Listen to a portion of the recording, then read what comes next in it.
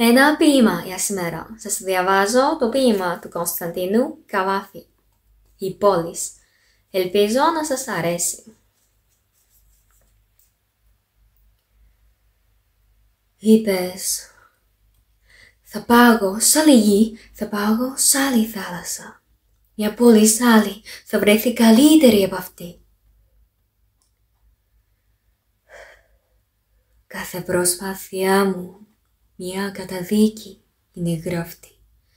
Και είναι η καρδιά μου σαν νεκρός θα μένει.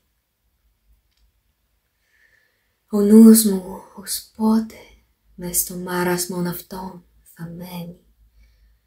Όπου το μάτι μου γυρίσω, όπου κι αν δω, ερείπια μαύρα της ζωής μου βλέπω εδώ, που τόσα χρόνια πέρασα και ρήμαξα και χάλασα.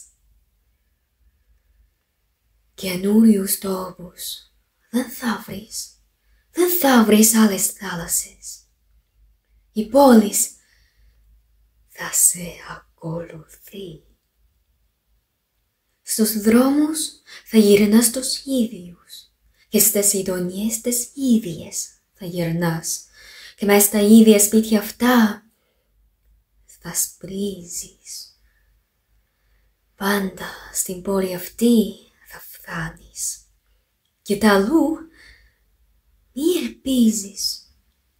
Δεν έχει πλοίο για σε, δεν έχει οδό, έτσι απ' τη ζωή σου ρήμαξες εδώ, στην κόχη τούτη, τη μικρή, σε όλη τη γη,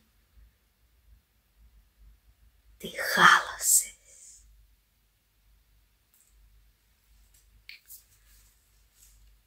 Πώς σας φαίνεται?